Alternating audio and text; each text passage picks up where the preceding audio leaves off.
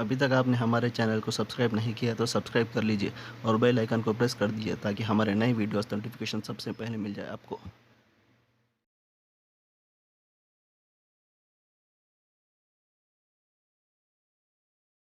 اعوذ باللہ من الشیطان الرجیم بسم اللہ الرحیم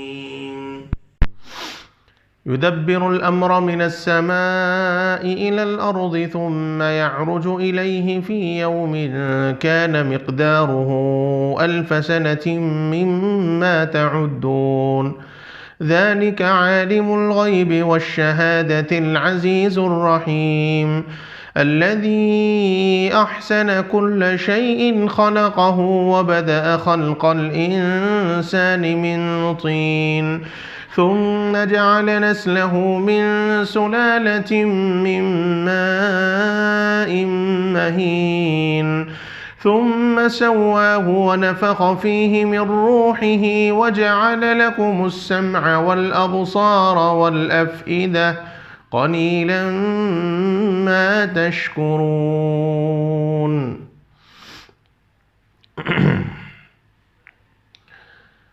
کل کی مجلس میں یہ بات عرض کی گئی کہ اللہ تعالیٰ آسمان و زمین کے اور اس کے درمیان کی چیزوں کو پیدا فرمایا، پھر اللہ رب العزت عرش پر مستوی ہوئے اور فرمایا کہ تمہارے لیے اللہ کے علاوہ کوئی مددگار نہیں، کوئی سفارشی نہیں، اور کیا تم لوگ نصیحت حاصل نہیں کرتے؟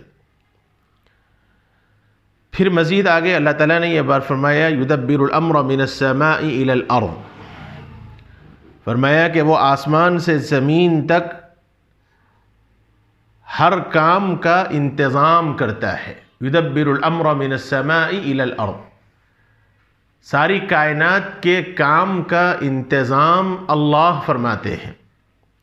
یدبر الامر من السماء الى الارض، آسمان سے زمین تک ہر کام کا انتظام کرتا ہے۔ ثم يعرج الیہ فی یوم، اور فرمایا کہ پھر ہر کام اس کے طرف ایک دن میں چڑھ جائے گا۔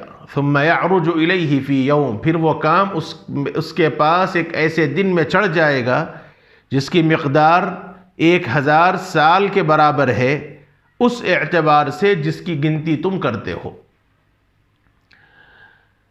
قرآن مجید کی اس آیت شریفہ کے اندر بظاہر قیامت کے دن کو 1000 سال کے برابر قرار دیا گیا،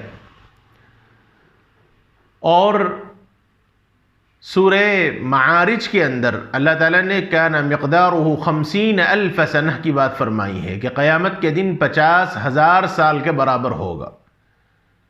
بظاہر یہاں 1000 سال کی بات کہی گئی ہے اور سورہ معارج کے اندر 50,000 سال کی بات کہی گئی ہے۔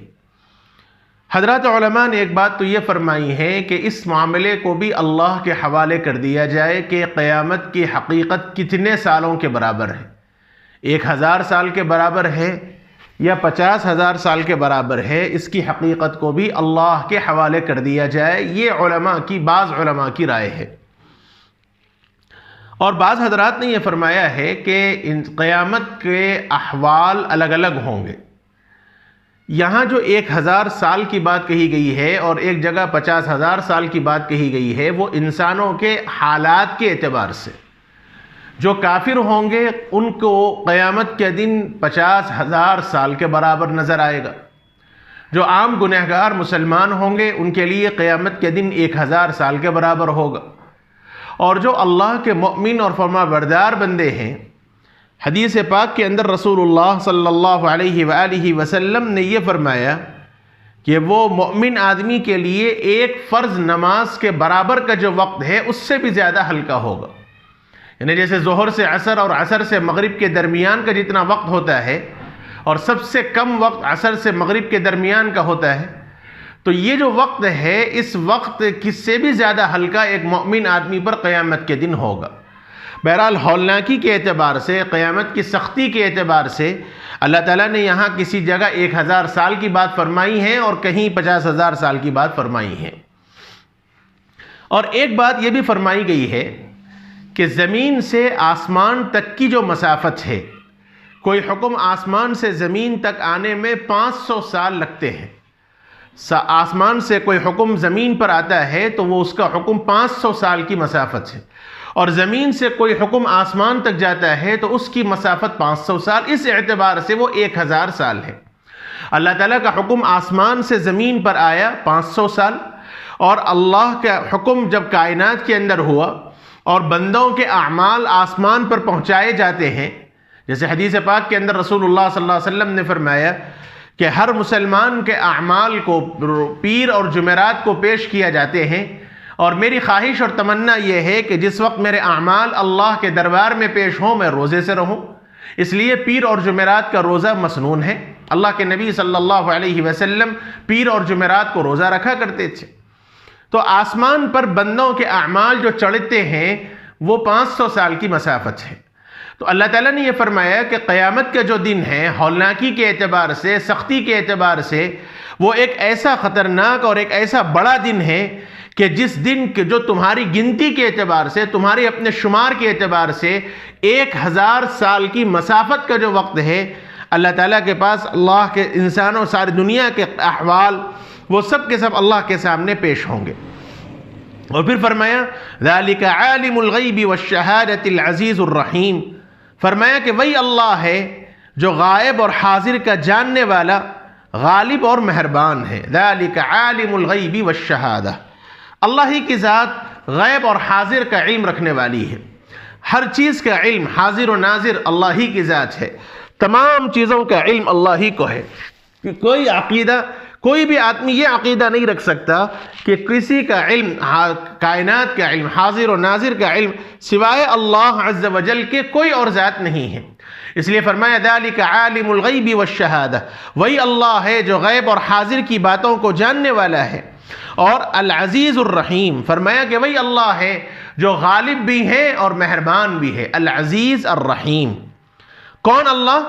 الذی احسن کل شیء خلقہ، فرمایا کہ وہ اللہ ہے جس نے جو چیز بھی بنائی خوب بنائی. الذی احسن کل شیء خلقہ، اللہ کی ذات وہ ذات ہے جس نے جو چیز بھی بنائی. کائنات کی ساری چیزوں کو دیکھا جائے، مشاہدہ کیا جائے، اللہ تعالیٰ کی قدرت پر، اللہ تعالیٰ کی خلقت پر، اللہ کے پیدا کرنے پر اگر غور کیا جائے تو انسانوں کو اندازہ ہوگا کہ اللہ تعالیٰ نے کائنات میں جتنی چیزیں پیدا فرمائی ہیں ہر ایک انتظام کے ساتھ، ہر چیز کا ایک حسن خوبی کے ساتھ اللہ نے پیدا فرمایا.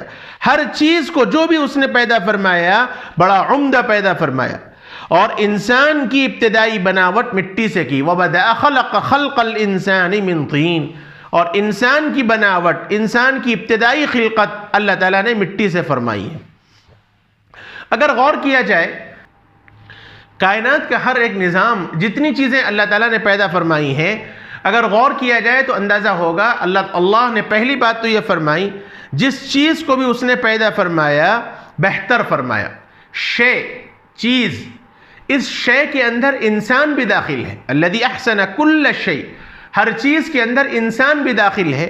پھر بطور خاص انسان کا ذکر فرما وَبَدَأَ خَلْقَ الْإِنسَانِ مِنْ طِينٍ، چونکہ انسان ساری کائنات میں افضل ہے.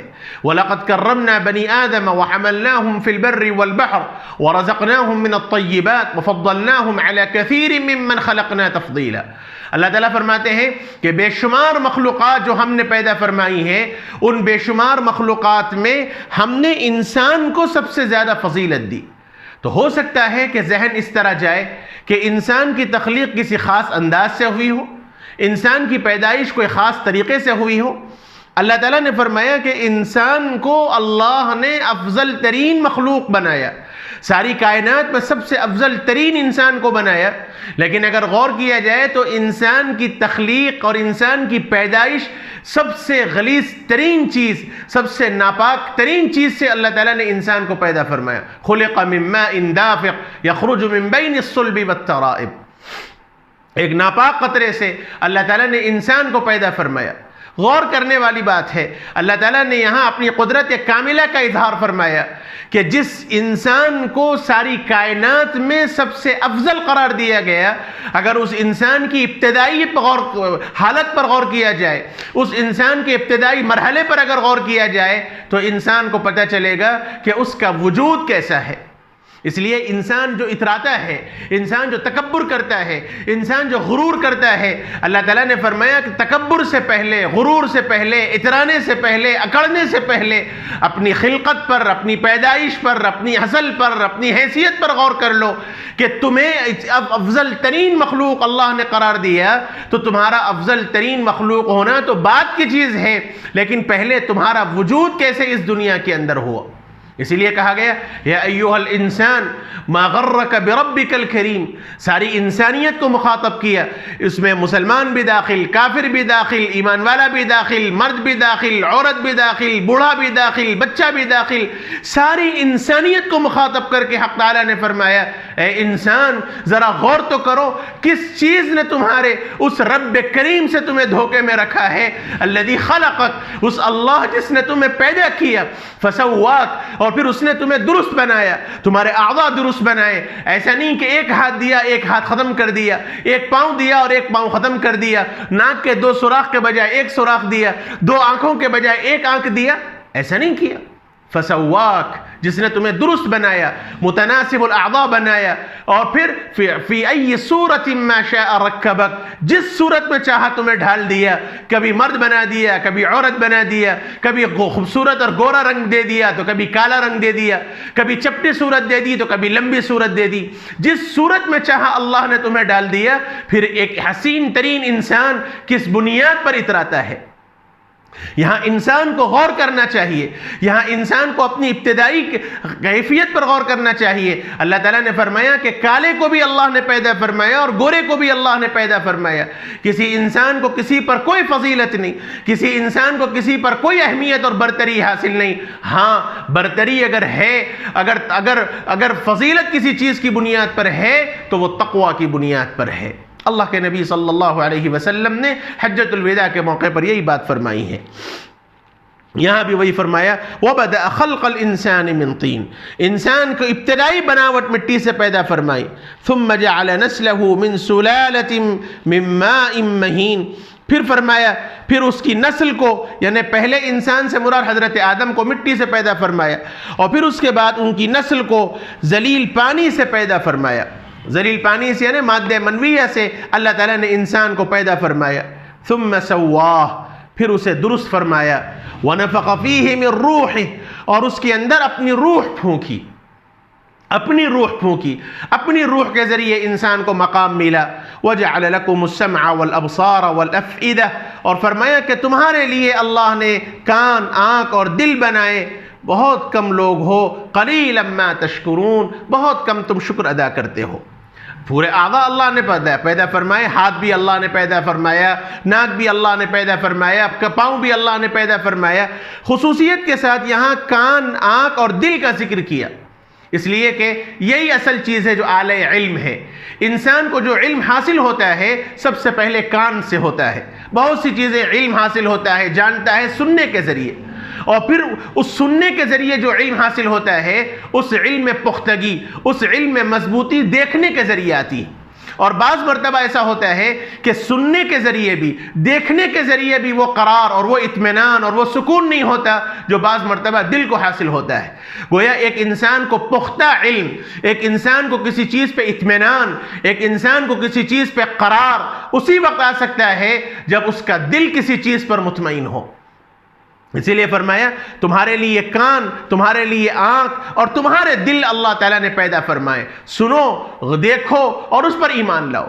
کائنات کی ساری چیزیں اللہ تعالیٰ نے یہ احکامات قرآن مجید کے اندر فرمائے، اپنی آیات کو فرمایا، ان آیات کو سنو، اللہ تعالیٰ کے قدرت کی نشانیوں کو دیکھو اور یہ غور کرو کہ یہ کائنات کا نظام سوائے اللہ کے چلانے کے کوئی اور نہیں چلا سکتا۔ کائنات کا یہ سارا نظام اللہ ہی کا چلانے سے ہے، اور جب انسان اس پر غور کرے گا تو اس کا ایمان مضبوط ہوگا۔ اسی لیے فرمایا کہ تمہارے لیے اللہ نے کان، تمہارے لیے اللہ نے آنکھ اور تمہارے لیے اللہ نے دل بنائے۔ حالانکہ ہونا تو یہ چاہیے تھا کہ سب کے سب ایمان لا لیتے، اللہ کی نعمتوں کا شکر ادا کرتے، لیکن فرمایا قلیلا ما تشکرون، ہائے رے انسان، اتنا سب کچھ جاننے کے باوجود بھی بڑا ناشکرہ ہے، بہت کم شکر ادا کرنے والے ہیں۔